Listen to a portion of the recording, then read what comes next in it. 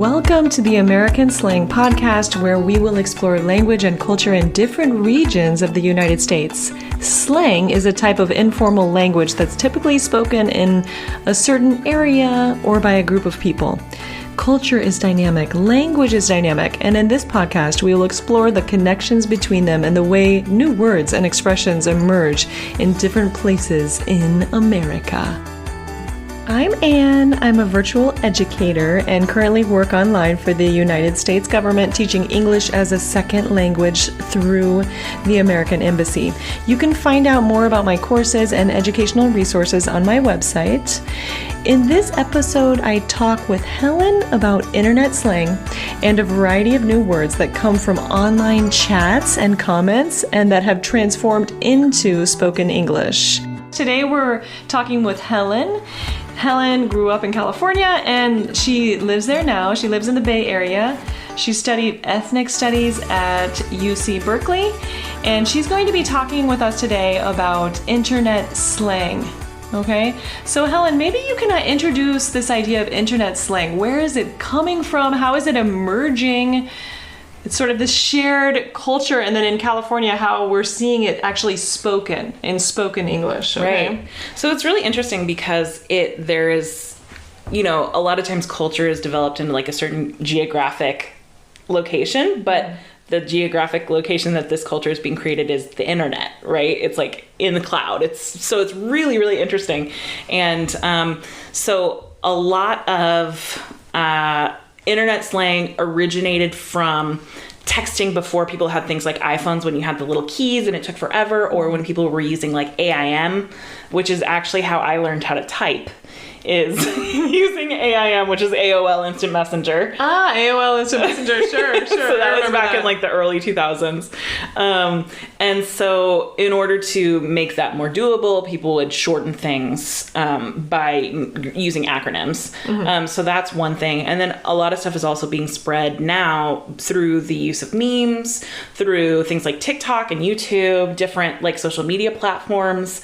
When things are going viral, it's like everybody is seeing this thing, and then people start to adopt that language. And I don't know if it's, so in California, we say out loud a lot of things that are acronyms that usually you would only type. I don't know if it's only California or, if we do it more or not. I couldn't tell you, but we definitely say a lot of stuff, which is... Yeah, and it's fascinating how these acronyms are becoming incorporated into the spoken language. And so let's give the listeners some examples of how this might be heard, right? So you would, type in your phone in an instant message like BYB, right? But then in California, you might say that to your friends, like... Right, like BRB. Yeah. Mm-hmm. Oh, sorry, BYB. I said BYB. Sorry, I'm going to let you teach these words, okay? Because obviously I'm not familiar with them, but BRB, meaning be right back, right? But you wouldn't tell your friend, be right back. You would say BRB. Right. And they would know exactly what you're talking about. Right. So in some ways, it's like this secret language that's shared. But that everyone knows. Everyone knows, exactly. Okay, so let's give some examples. So for example, IRL. So IRL stands for in real life, and people use that, like for example, if they met someone and have been talking to them online and then they meet them in person, they would say, I met this person IRL. Or you could say like, I finally got to see this piece of art IRL, and it was amazing. But people say the letters IRL for in real life. Yeah, that's one that I've never used before, but I think it's really interesting. But it reminds me of the dating apps and perhaps how the dating apps have changed our language, right? How we're thinking, oh, I'm chatting with this person and then finally I'm meeting them. So we also say stuff like, oh, I would definitely swipe right or swipe left, because of like Tinder, Oh, because of Tinder. Yeah. Okay, so if you're seeing someone out in public or something, and you're like, ooh, they're hot, you'd be like, I'd swipe right. But if they're not, then it would be, I would swipe left. So even Tinder has sort of changed the way we're speaking. Yeah, definitely. That's really funny. LOL. So LOL means laugh out loud, which, I mean, usually if you type LOL in a text, it just means that you probably like breathed air out of your nose. It doesn't mean you're actually laughing out loud. It's like, ha, that's kind of funny. Mm-hmm. But do you ever text LMA? Like, yeah, laughing my ass off? Right. Yeah. But I don't think we say that out loud. But people literally say LOL. Yeah. Like when that's kind of funny, right? Yeah. So instead of actually laughing, they would just say LOL. Yeah. And that would be it's sort of sarcastic, like it's not that funny, right? Yeah. Like people will be like, someone sent me this work message and asked me to do this thing, LOL. Oh wow, yeah, that's really funny. FML. FML means fuck my life, or F my life, sorry.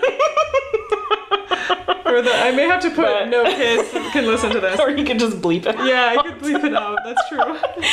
But it means F my life. And so it'll be like, if something bad happens, like on the way here, I missed one of my flights. And that was an opportunity to say FML. Yeah, it's kind of a euphemism, like it's a way of saying it a little bit lighter, right? Mm-hmm. And it's just it just means like this sucks. Yeah, this sucks. Yeah, but I like it. It doesn't sound bad. It sounds really like FML. Not as bad. Yeah, it doesn't sound as bad. Okay, so then we have facepalm. Yes, facepalm. Which is, so there's like an emoji of someone like smacking their forehead because something is like dumb, and but people will literally say facepalm. If they think something's really dumb, they'll say facepalm. Yeah. Mm-hmm. Okay, OMG. OMG means oh my god or oh my gosh. And people say that all the time. So out loud. OMG, OMG. Mm-hmm. Mm-hmm. Mm-hmm. Yeah, it's just a way of showing surprise, right? Mm-hmm. FOMO. FOMO is fear of missing out. And so, people, if you hear that someone is going to an event or something like that, and you're like, want to go or something, then you might say like, I'm having FOMO right now. Yeah, okay, I'm having FOMO right now. Yeah, right. YOLO. YOLO means you only live once. That is something that is not actually popular anymore. It was maybe like 10 years ago or something, but it's kind of obsolete. It was a rap song that made it popular. It was included. It was like a lyric. It was popular before then, but then it was like a lyric in a popular Drake song. But now it's like something that people just say like ironically because it's kind of out of fashion. Yeah. So someone will like do something, they'll like spend money on something or whatever, and they'll be like, YOLO. YOLO, you only live once. Really fun. Okay, selfie is basically a picture of yourself, right? Yeah, it's just a picture that you take of yourself. And you would just be like, selfie! Yeah. To emphasize. Or like, let's take a selfie. Yeah, right, selfie. Okay. JK? JK is just kidding, but people say JK. JK. They don't say just kidding anymore. JK. Yeah. I mean, they say just kidding sometimes, but they also say JK. Right. It's like, okay, that was a joke, kind of, right? Just kidding. Okay. BF. BF is boyfriend. And BFF is best friend forever, but just means like your best friend. Okay, perfect. Yeah, a lot of people, I realize that those are things that a lot of people aren't familiar with internationally, right? In the international community. Okay. DM. DM is a direct message. So there's like a common thing that you'll see on like memes or something where it's like, oh, I might just slide into this person's DMs, meaning I'll like send them a private message. And it's like usually when you say like slide into someone's DMs, it means like for dating purposes, like showing that you have dating interest or romantic interest in them. So you would say, I'm gonna slide myself into their DMs. Or I'm gonna slide into their DMs. Maybe not slide myself. I'm gonna slide into. Sounds a little more. It sounds a little strange. Okay, I'm going to slide into their DMs. Or like this guy just slid into my DMs or something like that. Okay. So the collocation slide into someone's DMs is something that you should be aware of. And it usually, it means like for dating or for mating. Dating or mating reasons. Okay, NSFW. NSFW means not safe for work. So it means like there may be nudity or something like that. And that's usually from places where you browse like memes and stories and stuff like Reddit or Imgur or something like that. And there'll usually be like a disclaimer on the title saying NSFW, like don't open this at work because there might be like boobies or something. Right. It could be potentially offensive at work. Okay. You don't want to get in trouble. So how would I use that in a sentence? Like if I were going to say it out loud? Like you might say like, oh, I was looking at something that's a little NSFW. And then sometimes people just use it like not necessarily about an image, but like a conversation. Oh, a conversation. Yeah. Or, like the way that they were talking to each other was a little bit NSFW. Oh, okay. Right. It was a little inappropriate. It just means like inappropriate. Yeah. Okay. BTW. That means by the way, and so people say BTW or BT dubs. Right, BT dubs.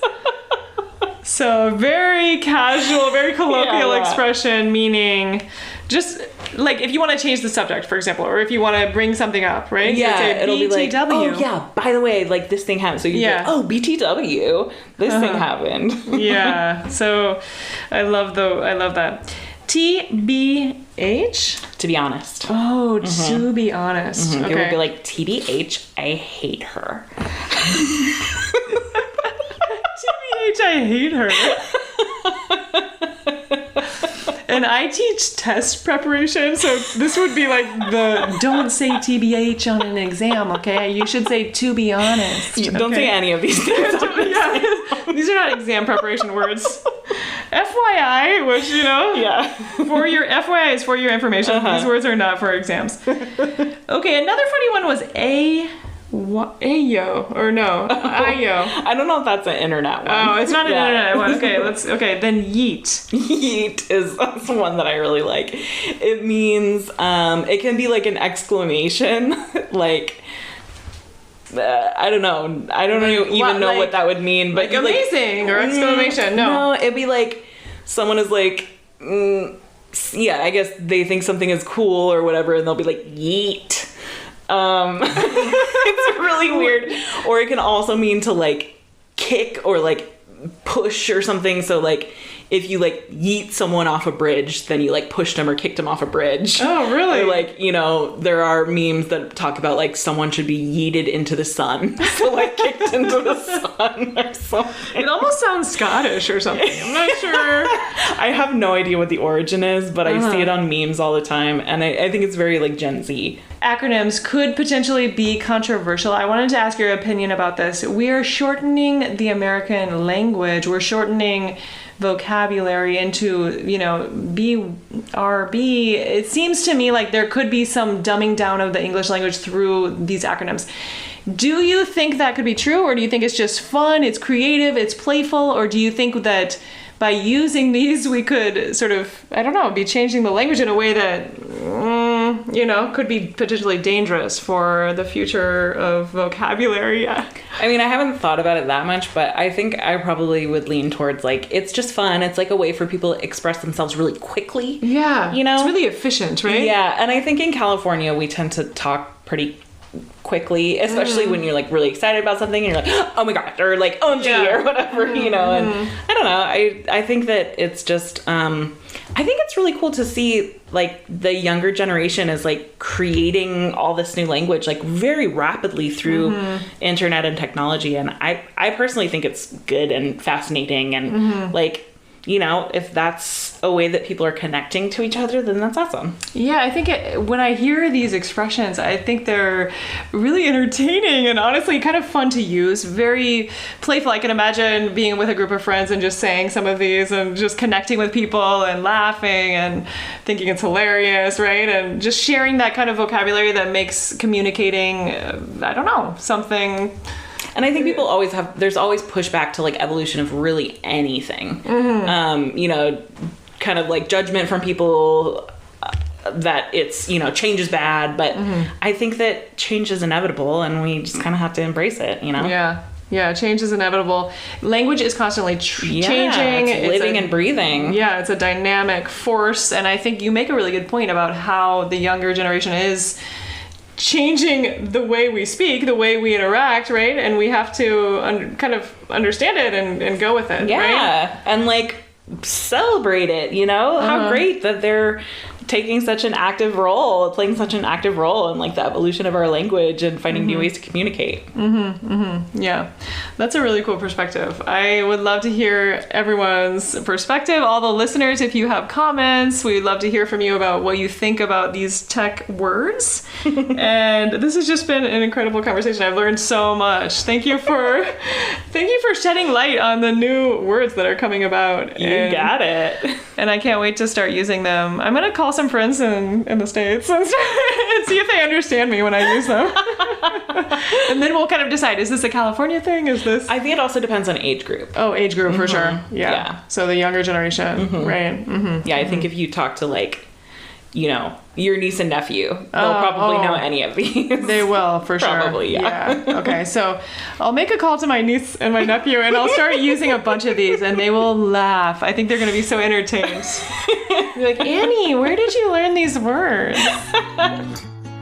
Thanks so much. Until next time, everyone, thanks for listening. Yeah, thank you.